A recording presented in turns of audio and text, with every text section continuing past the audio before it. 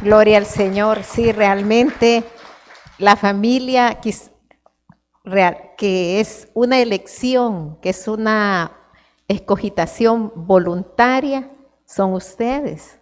Ustedes voluntariamente están aquí, han escogido ser familia con nosotros, con el pastor, conmigo, con los maestros que tienen, con los diáconos. Decidieron ser un grupo familiar, una comunidad de hermanos. O sea, no es la familia que heredamos. Muchas veces la familia que heredamos, muchas veces no nos portamos como familia, sino que se alejan y hay otros criterios que dominan y no hay unidad, pero aquí sí hay unidad. Aquí yo oigo las oraciones del pastor Gabriel Pineda y son unas oraciones llenas de fervor, llenas de fuerza espiritual. Las de Manuel Palacios, me recuerdo cuando Manuel empezó a cuidar a mi esposo. Y yo le dije, mira, que ore Manuel.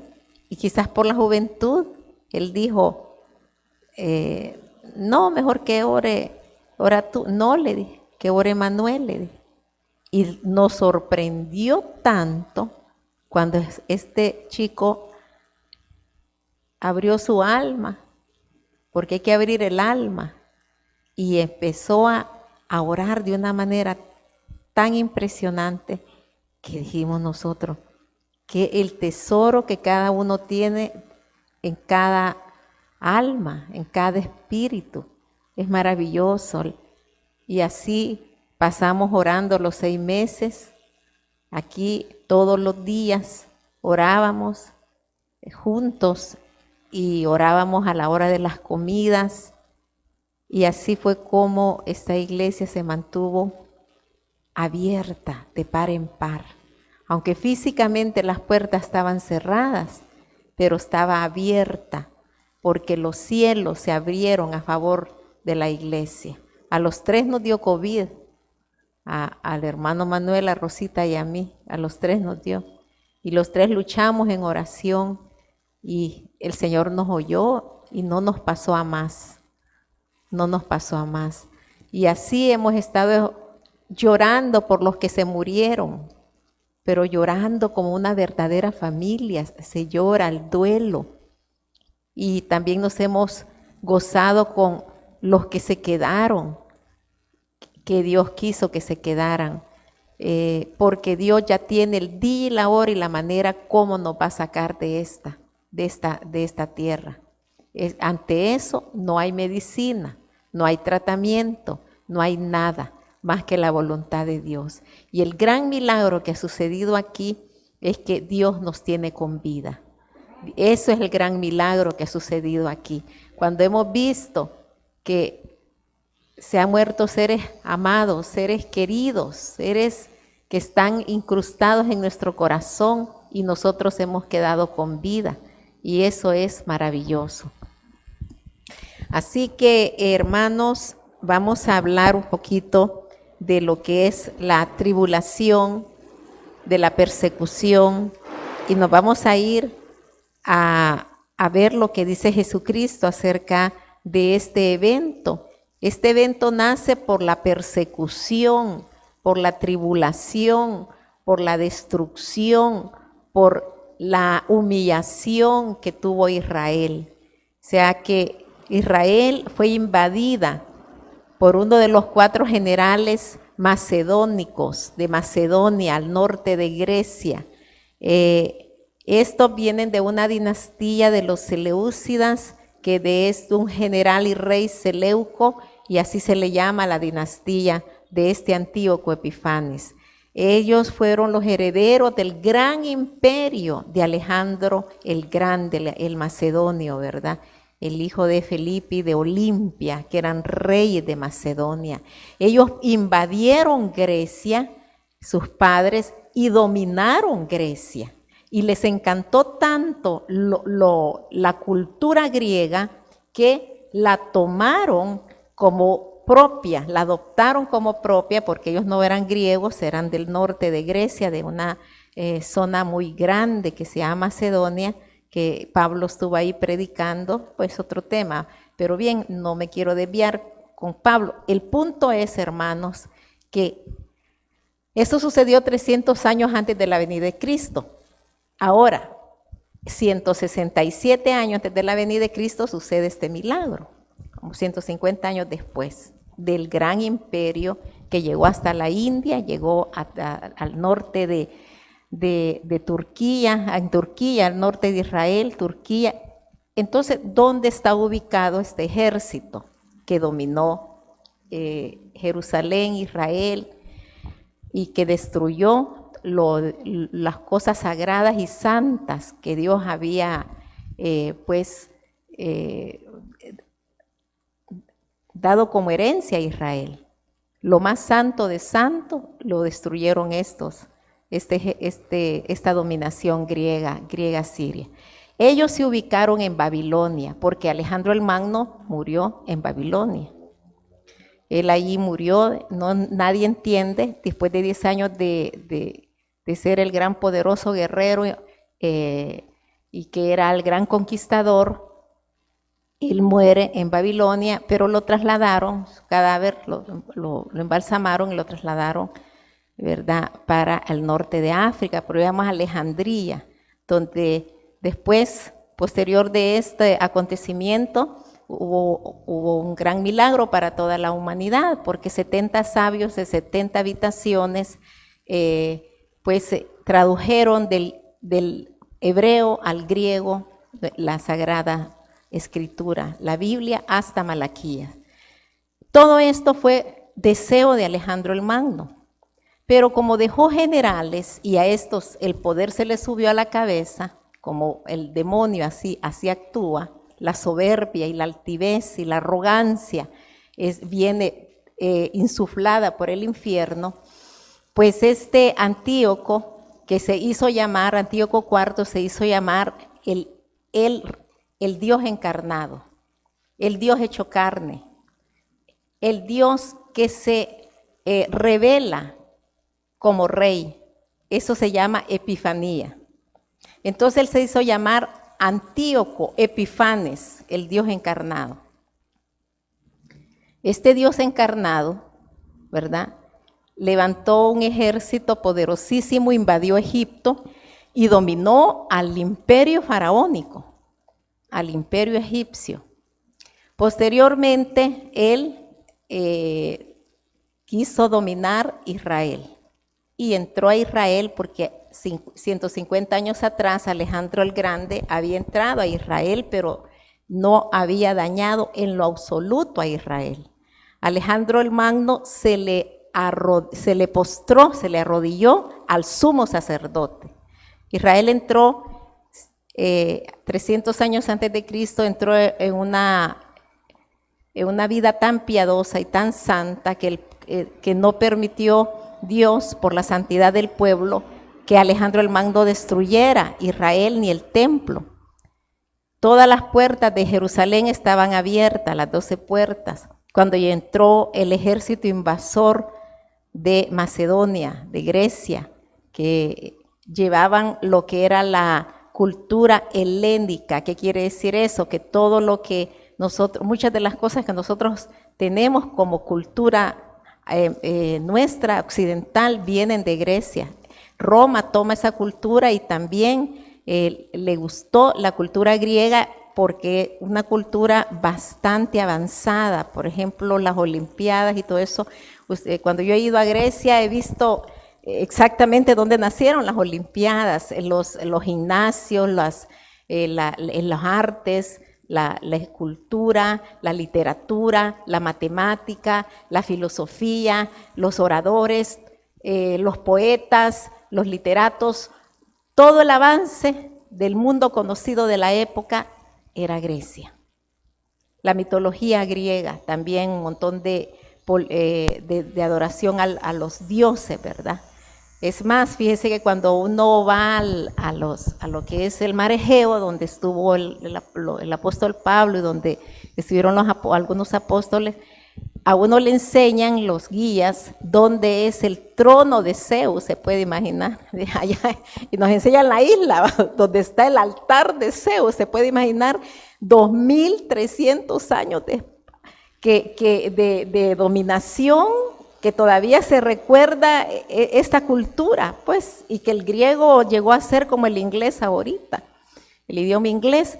Entonces, hermanos, la maldad subió al corazón de este hombre, aún a pesar que Alejandro había considerado que el pueblo de Israel era un pueblo pacífico y que no merecía ser destruido ni su templo ni nada, al contrario, que tenía que ser el sagrado libro del Dios de Israel tenía que ser traducido al idioma griego. Es allí un paso, un adelanto para que Israel fuera luz para el mundo.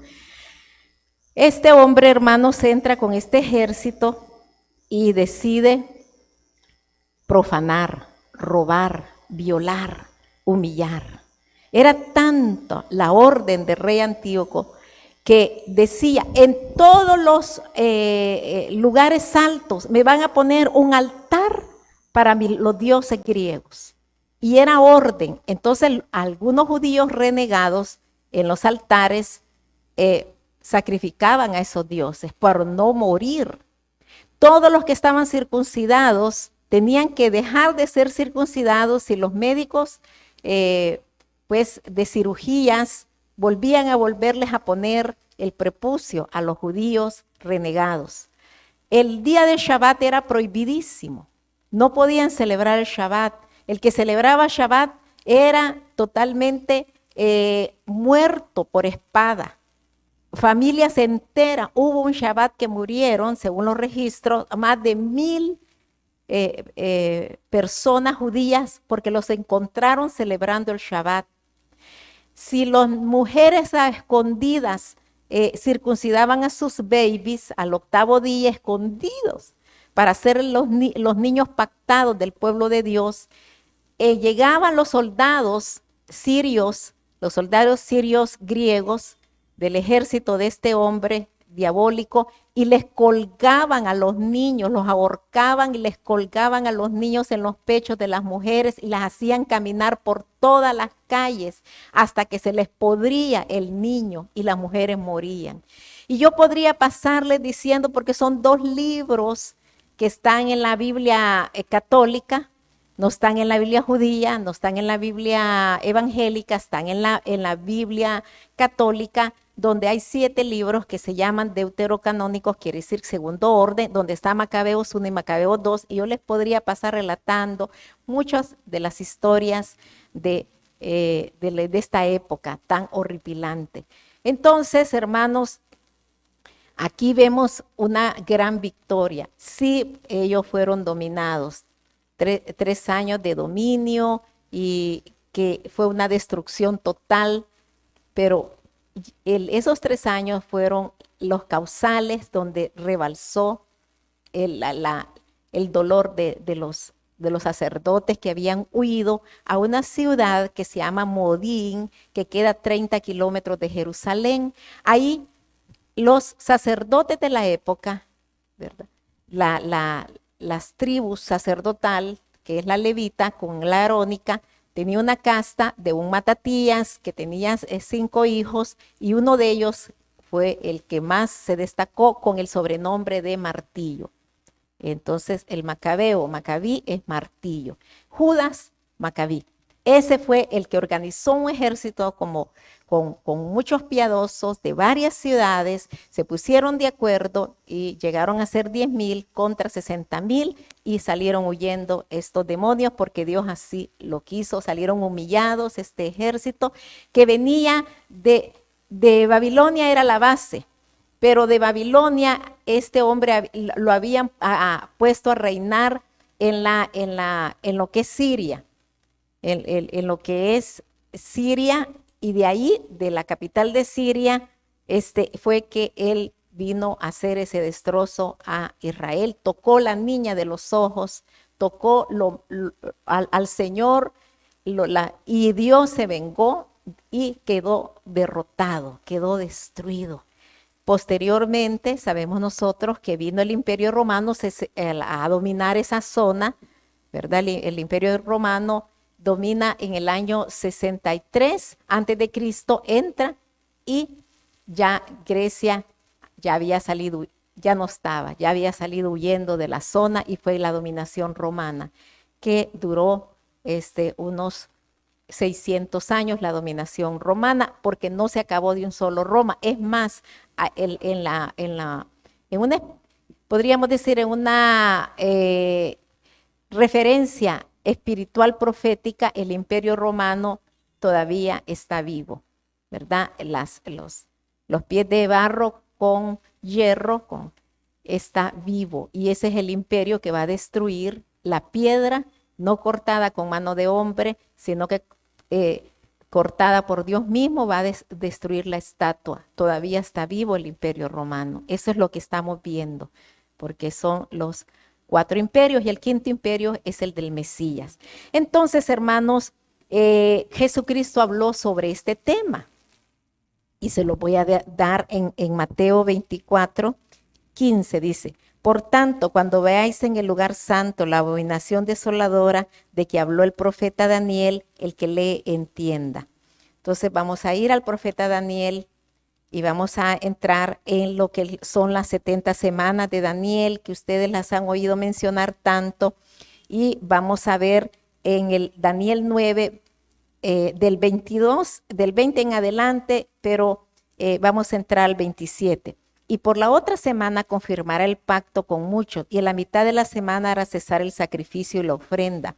Después, con la muchedumbre de las abominaciones vendrá el desolador hasta que venga la consumación y lo que está determinado se derrame sobre el desolador. Esto se refiere a Antíoco Epifanes.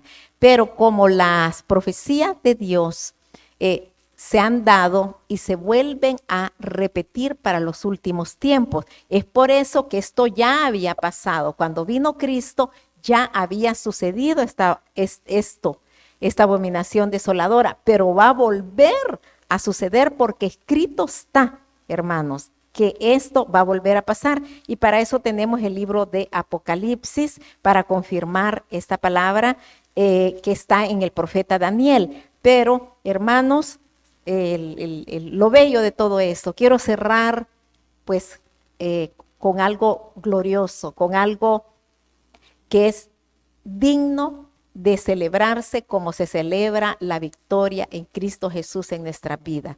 Por lo tanto, vamos a ir al libro de Isaías, pero antes quiero estar en el libro Ezequiel 14, que nosotros sabemos, aquí está. Ezequiel, vamos a irnos al 30. 24, vamos a ir al 24. Ezequiel 36, 24. Y yo os tomaré de las naciones, os recogeré de todas las tierras y os traeré a vuestro país. Esparciré sobre vosotros agua limpia y seréis limpiados de todas vuestras inmundicias y de todos vuestros ídolos os limpiaré. Os daré corazón nuevo y pondré espíritu nuevo dentro de vosotros y quitaré de vuestra carne el corazón de piedra y os daré un corazón de carne y pondré dentro de vosotros mi espíritu y haré que andéis en mis estatutos y guardéis mis preceptos y los pongáis por obra. Y habitaréis en la tierra que te di a vuestros padres y vosotros me seréis por pueblo y yo seré a vosotros por Dios. Y os guardaré de todas vuestras inmundicias y llamaré al trigo y lo multiplicaré y no os daré hambre. Multiplicaré asimismo el fruto de los árboles y el fruto de los campos para que nunca más recibiráis oprobio de hambre entre las naciones. Y os acordaréis de vuestros malos caminos y de vuestras obras que no fueron buenas, y os avergonzaréis de vosotros mismos por vuestras iniquidades y por nuestras abominaciones. No lo hago por vosotros, dice el Señor, sabedlo bien. Avergonzaos y cubríos de confusión por vuestras iniquidades, casa de Israel. Así ha dicho Jehová el Señor: el día que los limpie de todas vuestras iniquidades, haré también que sean habitadas las ciudades y las ruinas serán reedificadas. Y la tierra asolada será labrada en lugar de haber permanecido asolada a los ojos de todos los que pasaron por Israel, va destruyéndola. Y dirán, esta tierra que era asolada ha venido a ser como huerto del Edén, y estas ciudades que eran desiertas, asoladas y arruinadas están fortificadas y habitadas. Y las naciones que queden en vuestro alrededor sabrán que yo reedifiqué lo que estaba derribado y planté lo que estaba desolado. Yo, Jehová, he plantado, he hablado y lo haré. Y así dice, ha dicho Jehová el Señor, aún seré solicitado para la casa de Israel, para hacerles esto. Multiplicaré los hombres como se multiplican los rebaños, como las ovejas consagradas, como las ovejas de Jerusalén en sus fiestas solemnes. Así las ciudades desiertas serán llenas de rebaños de hombres y sabrán que yo soy Jehová.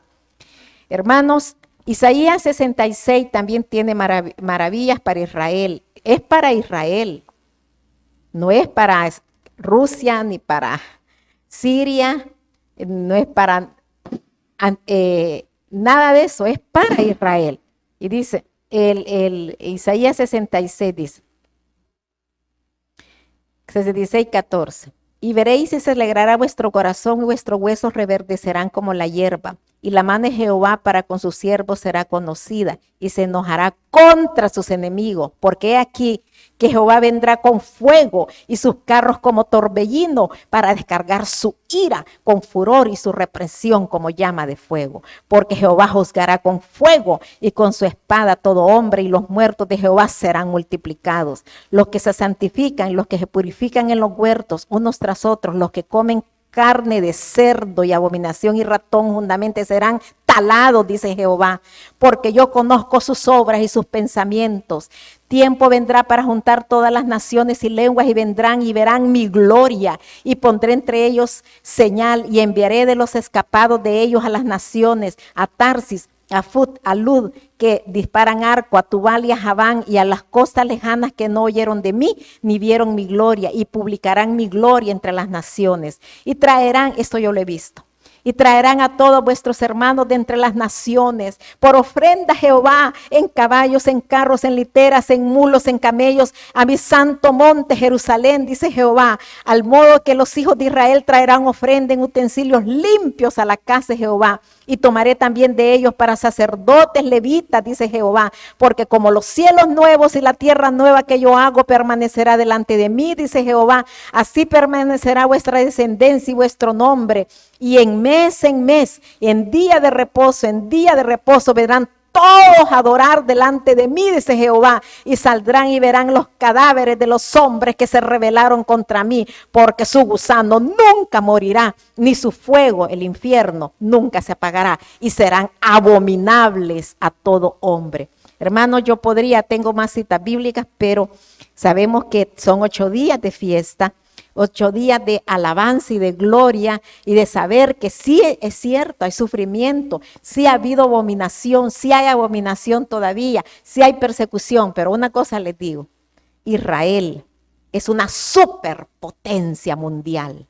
Porque el Dios de Israel es un Dios vivo, un Dios que juró por su nombre que Israel nunca iba a dejar de ser Israel. Israel hay, Israel vive porque el Dios de Israel está vivo. Que Dios les bendiga, amada familia, y vamos a cerrar con el encendido de las velas a través de nuestro pastor, que él va a llamar, aquí va a dar el privilegio